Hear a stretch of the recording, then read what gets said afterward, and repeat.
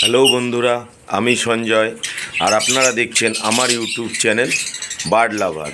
আর আপনারা প্রত্যেকেই জানেন বার্ড লাভার চ্যানেল মানেই নতুন কিছু জানা, নতুন কিছু শেখা।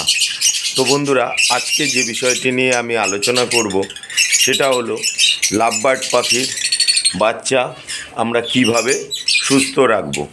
তো প্রথমেই বলি, এই মুহূর্তে কিন্তু আমরা প্রত্যেকেই কিন্তু লাভবার্ডের বাচ্চা করানোর জন্য হাঁড়ি, বক্স এগুলো কিন্তু আমরা দিয়ে দিয়েছি। কিন্তু দেখা যায় অনেকের বাড়িতে যেরকম এই মুহূর্তে পাখির বাচ্চাও কিন্তু ফুটে গেছে।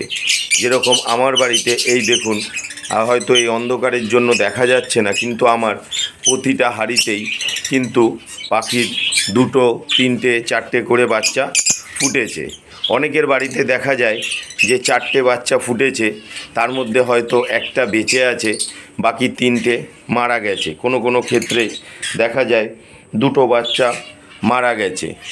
তো এই বাচ্চাগুলো যাতে মারা না যায় এবং 4টে বাচ্চা ফুটলে যেন 4টে বাচ্চাই সুস্থ সবল থাকে, তার জন্য আমাদের 2-3টে কাজ করলেই কিন্তু আমাদের পাখিগুলোকে আমরা পাখির বাচ্চাগুলোকে আমরা অতি সহজেই বাঁচাতে পারবো।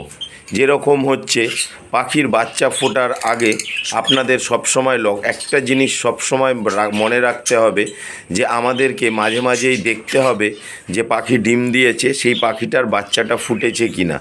যখনই দেখব আমরা যে কোনো হাঁড়িতেই একটা বাচ্চা ফুটেছে, তখন থেকেই কিন্তু আমরা 7 দিন ভিটামিন বি কমপ্লেক্স পাখিদেরকে খাওয়াতে হবে।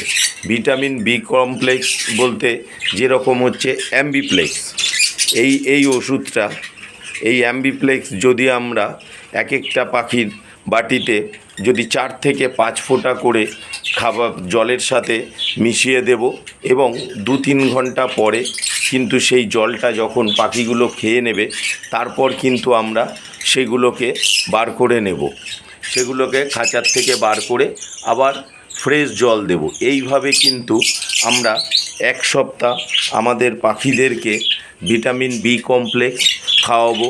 তারপর কিন্তু আমাদের কি করতে হবে, 1 সপ্তাহ হয়ে গেলে তারপর আমাদের পাখিদেরকে সবসময় দিতে হবে হচ্ছে নিওপেপটিন কিন্তু খাবারের সাথে হোক বা আপনি যদি জলের সাথে দেন, তো জলের সাথে আমাদেরকে কিন্তু দিতে হবে।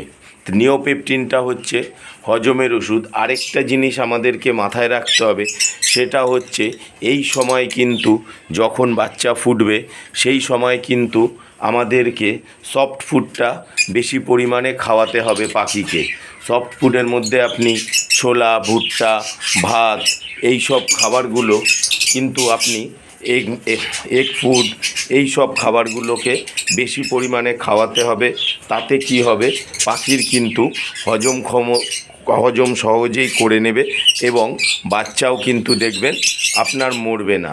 আরেকটা জিনিস, মোটামুটি পাখির বাচ্চার 14 থেকে 15 দিন বয়স যতক্ষণ না হবে, ততক্ষণ কিন্তু আমরা পাখিদেরকে অন্য কোনো খাবার দেব না। যেরকম হচ্ছে ধরুন ধান, সানফ্লাওয়ার, কুসুম দানা, এইগুলো কিন্তু আমরা 14-15 দিন বয়স না হলে, বাচ্চার বয়স না হলে আমরা কিন্তু পাখিদেরকে খাওয়াবো না।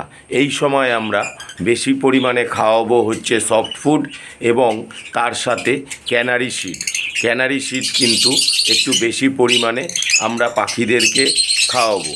তো বন্ধুরা, আপনারা যদি এই সিস্টেম মেনে দেখেন, তাহলে কিন্তু দেখবেন যে আপনাদের পাখি 4টে বাচ্চা দিলে 4টে বাচ্চাই সুস্থ সবল রয়েছে এবং একটা বাচ্চাও কিন্তু মরছে না।